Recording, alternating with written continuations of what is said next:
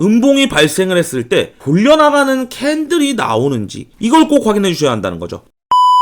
안녕하세요, 트레이딩 장이에요. 이번 동영상에서는 주식시장, 코인시장, 더불어 해외선물시장에서도 사용이 가능한 이 눌림목 단타 매매법에 대해서 설명드려 해요. 일반적으로 눌림목이라고 한다면 일정 기간 주가가 이렇게 상승을 하다가 주가의 상승이 멈추는 구간, 그리고 반대로는 일정 구간 이렇게 하락을 하다가 하락이 약간 침체되는 구간, 이런 구간들을 눌림목이라고 이야기를 하죠. 주식에서는 상승했을 때 멈추는 구간들을 눌림목이라고 하지만 해외선물 코인 시장에서는 하락을 했다가 멈추는 구간도 눌림목이라고 부르고 있어요. 그렇기 때문에 이 눌림목 매매법만 잘 파악하고 이해하시고 있으시면 해외선물 매매에서 여러가지 방법으로 사용할 수 있기 때문에 오늘 영상도 꼭 끝까지 집중해서 시청해 주신다면 매매하시는데 분명 도움이 되실 거예요. 이제 본격적으로 들어가기 전에 해외 증권사를 이용하시면 나스닥 1계약 기준 150만원, 최소증거금 0.01계약 기준 15,000원부터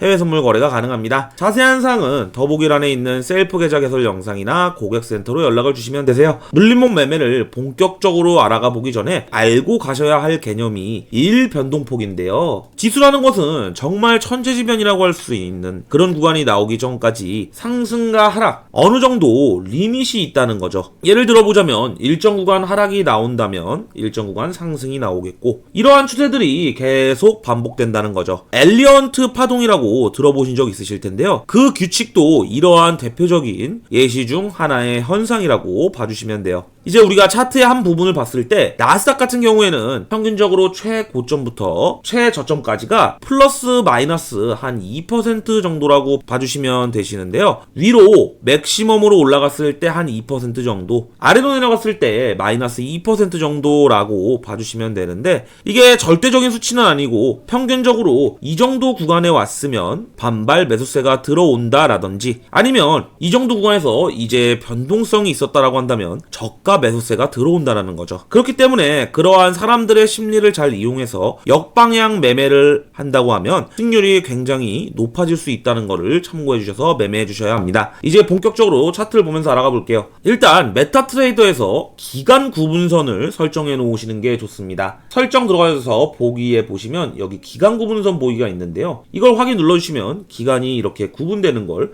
확인하실 수가 있으십니다. 왜 이걸 설정해 놔야 하냐면 하루 단위의 일 변동폭이 어느 정도가 나왔는지를 확인할 수가 있기 때문에 우리가 매매하는데 조금 더 수월하게 할 수 있게 도와주기 때문이죠. 그 다음 이제 우리가 눌림목 매매를 진행하실 때 가장 중요한 부분은 일정 구간 주가가 떨어졌을 때 그 다음 캔들이 어떠한 반응을 보여주는가, 이 부분이 핵심 포인트라고 할 수 있는데요. 평균적으로 주가가 일정 구간 떨어졌다라고 한다면 어느 정도 더 이상 떨어지지 않는 구간들을 자주 볼 수가 있는데요. 그런 구간들에서 캔들의 흐름을 잘 파악해 주셔야 한다는 거죠. 대표적으로 이런 자리들이 있어요. 강한 음봉세가 매도세로 돌아서게 되면서 어느 정도 매도세가 나왔다는 게 확인됐을 때 이런 자리에서는 더 이상 주가가 하락하지 않고 캔들이 이렇게 방어해주는 모습들을 보여주면서 숙정 구간에서는 이제 캔들의 힘, 매도세가 점점 약해진다는 원리를 접목해서 이런 구간에서는 이제 더 이상 주가를 떨어뜨리지 않네, 세력들이 특정 가격을 방어해주고 있구나,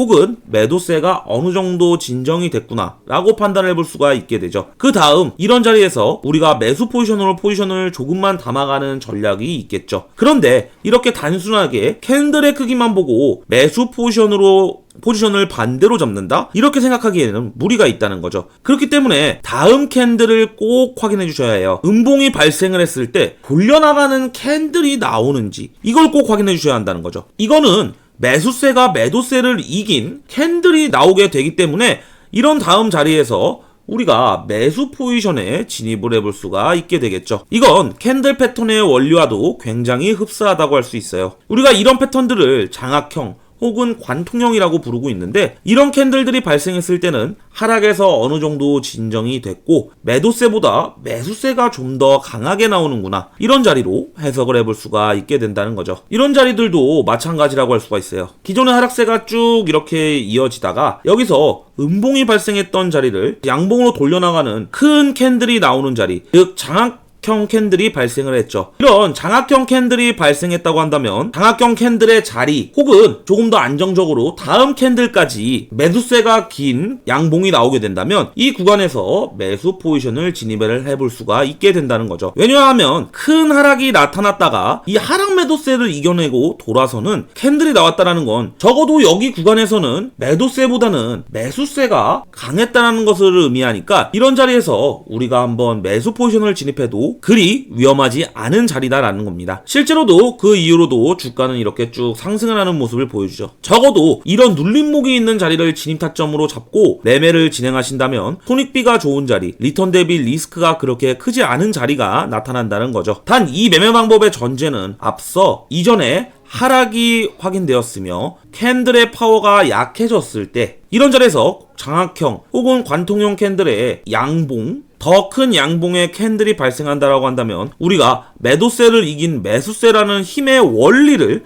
보전하는 것이 이 매매 방법의 핵심입니다. 물론 이렇게 매매를 한다고 해서 뭐 이런 자리에서 들어가면 100% 확률로 수익이 나옵니다. 이런 관점으로 설명드리는 게 아닙니다. 적어도 이런 힘의 논리에서 이런 캔들들의 흔적을 찾는다라고 한다면 우리가 진입 타점을 잡기가 더 수월해진다라는 거죠. 그렇기 때문에 이 눌림목 매매를 한번 참고하셔서 많은 연습을 통해서 본인의 것으로 만드셔서 오늘도 성공적인 투자하시기를 기원드리겠습니다. 오늘 제가 준비한 동영상이 여기까지이며 해외 선물에 대한 문의사항 혹은 해외 증권사 셀프 계좌 개설, 메타트레이더 계좌 관련 문의사항은 아래 더보기란에 있는 셀프 계좌 개설 영상을 참고해주시고 고객센터로 문의를 주시길 바라겠습니다. 지금까지 트레이딩 장이었습니다. 시청해주셔서 감사합니다.